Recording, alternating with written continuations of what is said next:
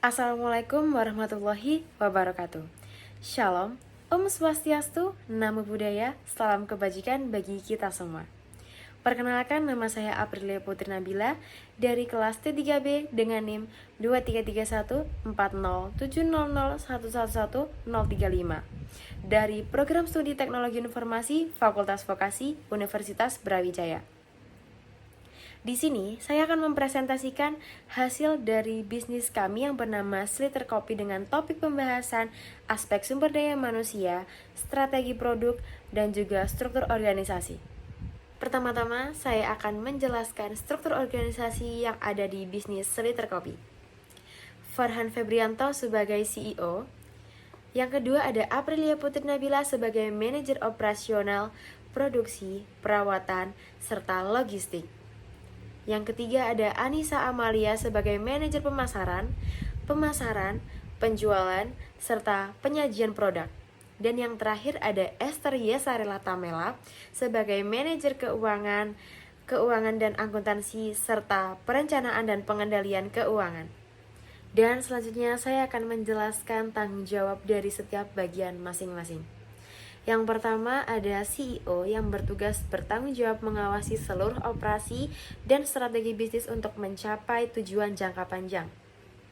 Yang kedua ada manajer operasional yang bertanggung jawab mengelola kegiatan operasional sehari-hari di gerobak kopi. Divisi yang dibawahi yaitu 1. Produksi, mengatur pembuatan kopi untuk memastikan kualitas dan kuantitas sesuai permintaan. Yang kedua ada logistik. Logistik mengelola pengadaan dan distribusi bahan baku, memastikan ketersediaan produk. Dan yang ketiga, ada perawatan gerobak, yaitu memastikan gerobak kopi siap operasional dengan melakukan perawatan rutin. Lalu selanjutnya ada manajer pemasaran dan pembuatan, yaitu bertanggung jawab menyajikan kopi serta merancang dan melaksanakan strategi pemasaran untuk meningkatkan penjualan. Divisi yang dibawahi yaitu 1. Pemasaran, mengelola kampanye promosi dan media sosial untuk meningkatkan kesadaran merek. Yang kedua, ada penjualan, yaitu menyajikan kopi dan memberikan pelayanan pelanggan yang ramah dan informatif. Dan yang terakhir ada manajer keuangan, yang bertugas untuk menyusun anggaran, memastikan kepatuhan pajak, mengelola risiko, serta menjaga stabilitas dan profitabilitas keuangan perusahaan. Divisi yang dibawahi yaitu 1. Keuangan dan akuntansi, bertanggung jawab atas pencatatan keuangan, manajemen arus kas, dan juga serta kepatuhan dan pelaporan pajak. Dan yang kedua ada perencanaan dan pengendalian keuangan, yaitu bertanggung jawab atas penyusunan, efisiensi biaya, serta identifikasi dan mitigasi risiko keuangan. Dan selanjutnya saya akan menjelaskan strategi produk dari Sliter Kopi. Strategi produk dari Sliter Kopi dirancang untuk menciptakan nilai bagi konsumen sekaligus membedakan produk di pasar yang kompetitif. Yang pertama, varian rasa yang beragam.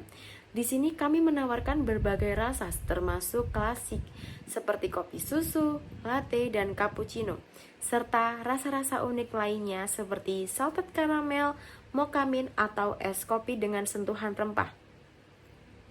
Yang kedua, ada special edition dan seasonal products, yaitu meluncurkan varian khusus pada momen-momen tertentu seperti kopi rasa pumpkin spice pada musim gugur, atau edisi rasa coklat hangat untuk musim liburan.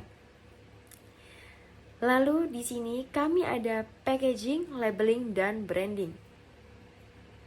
1. Desain kemasan yang modern, menggunakan desain botol yang elegan dan mudah digunakan, serta material yang dapat menjaga kesegaran kopi. Yang kedua ada informasi nutrisi dan komposisi, yaitu menyediakan label yang jelas tentang bahan-bahan yang digunakan dan informasi kalori untuk menarik konsumen lebih banyak. Yang ketiga ada bundling dan promo khusus. Di sini kami menyediakan paket hemat seperti bundling dengan camilan atau promo beli 1 gratis 1. Yang keempat ada ramah lingkungan, yaitu rencana penggunaan kemasan daur ulang atau biodegradable untuk menarik konsumen yang peduli lingkungan. Selanjutnya ada ukuran produk fleksibel. Yang pertama ada ukuran literan standar untuk konsumen rumah tangga, perkantoran, dan acara. Yang kedua ada ukuran setengah liter atau porsi personal. Di sini kami menjangkau konsumen yang menginginkan porsi lebih kecil atau untuk sampling. Lalu selanjutnya ada inovasi produk berkelanjutan. Yang pertama ada eksperimen rasa baru. Secara rutin menguji dan meluncurkan rasa-rasa baru yang disesuaikan dengan tren dan preferensi konsumen. Yang kedua ada kolaborasi dengan brand lain, yaitu seperti kerjasama dengan brand makanan atau minuman lain untuk menciptakan rasa unik atau edisi terbatas. Lalu yang selanjutnya ada pelabelan transparan. Di sini terdapat dua, yaitu informasi nutrisi dan komposisi dan juga sertifikasi. Informasi nutrisi dan komposisi meliputi menyediakan label yang jelas tentang bahan-bahan yang digunakan dan informasi kalori untuk menarik konsumen.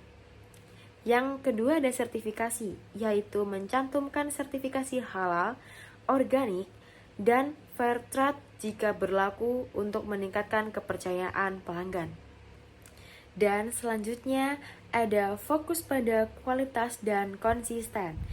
Di sini kami ada dua bidang, yaitu pengawasan kualitas ketat dan juga pelatihan barista dan tim produksi.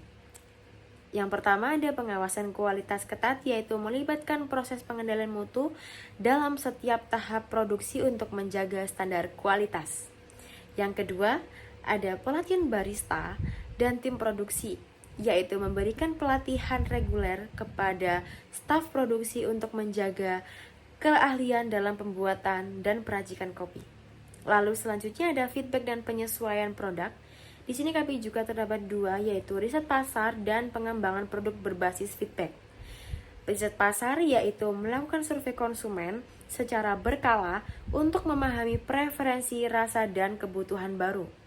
Dan juga pengembangan produk berbasis feedback yaitu menyesuaikan produk berdasarkan umpan balik pelanggan untuk meningkatkan kepuasan dan loyalitas. Lalu selanjutnya ada deskripsi produk. Di sini terdapat bahan baku dari setiap produk. Yang pertama ada coffee base, dan di situ terdapat kopi, gula aren, sirup vanila, sirup hazelnut, sirup karamel, susu, dan air mineral. Lalu yang kedua ada milk base, yaitu green tea powder, mango powder, strawberry powder, mango jam, strawberry jam, susu, air mineral, dan coklat powder. Lalu yang terakhir ada tea base, yaitu tea, gula, lemon, lychee powder, mango powder, serta air mineral. Dan selanjutnya kita akan masuk ke bagian aspek sumber daya manusia. Di sini aspek sumber daya manusia dibagi menjadi 3, yaitu informasi karyawan, rekrutmen dan pelatihan karyawan, serta sistem penggajian dan insentif. Yang pertama ada informasi karyawan. Di sini kita membutuhkan diploma sebanyak 4 orang dan gender perempuan serta laki-laki, perempuan 3 orang dan laki-laki 1 orang. Dan usianya berusia 18 hingga 25 tahun berjumlah 4 orang. Lalu terdapat rekrutmen dan pelatihan karyawan. Yang pertama ada rekrutmen, yaitu dilakukan melalui portal lowongan kerja online, media sosial, atau kerjasama dengan institusi pendidikan yang memiliki jurusan terkait kopi atau bisnis. Yang kedua ada seleksi, yaitu mengutamakan kandidat dengan pengalaman di bidang kopi atau kuliner, terutama bagi posisi barista dan tim produksi. Lalu yang ketiga ada pelatihan kerja, yaitu diberikan kepada setiap karyawan, termasuk pelatihan khusus untuk barista mengenai teknik seduh, menjaga kualitas rasa, serta standar kebersihan. Tim penjualan dan marketing Juga mendapat pelatihan mengenai produk dan teknik pemasaran. Yang terakhir ada pengembangan kompetisi, yaitu untuk barista dan tim produksi. Perusahaan dapat menyelenggarakan pelatihan tambahan mengenai tren kopi terbaru dan teknik pembuatan kopi. Sementara untuk tim penjualan dan pemasaran, pelatihan di bidang pemasaran digital juga bisa diberikan untuk mendukung kampanye penjualan online. Dan selanjutnya yang terakhir ada sistem penggajian dan insentif. Di sini kita terbagi menjadi 6, yaitu yang pertama ada gaji pokok, yaitu meliputi ditetapkan berdasarkan posisi, pengalaman, dan keterampilan masing-masing karyawan. Gaji untuk posisi barista dan tim produksi akan dihitung dengan mempertimbangkan jam kerja dan keterampilan khusus. Yang kedua, terdapat tunjangan dan insentif. Yang ketiga, ada insentif kinerja, yaitu diberikan kepada karyawan yang mencapai target produksi atau penjualan. Insentif ini mendorong karyawan untuk bekerja lebih produktif. Yang keempat, ada bonus penjualan, yaitu khusus untuk tim penjualan, bonus diberikan berdasarkan target penjualan bulanan atau kuartal. Yang kelima ada tunjangan kesehatan. Di sini memberikan fasilitas kesehatan seperti asuransi atau tunjangan kesehatan untuk memastikan kesejahteraan karyawan.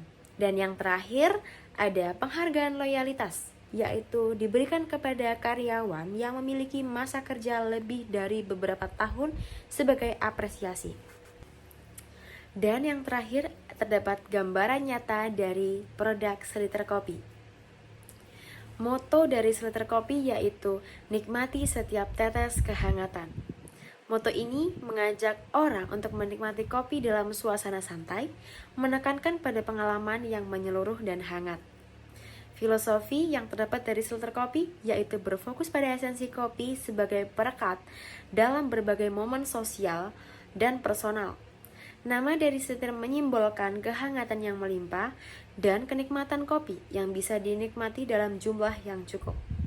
Filosofi ini mendukung pengalaman yang mengutamakan kualitas rasa kopi dalam setiap tegukan, menggambarkan kopi sebagai momen penghubung bagi sesama dan pelipur lara dalam keseharian.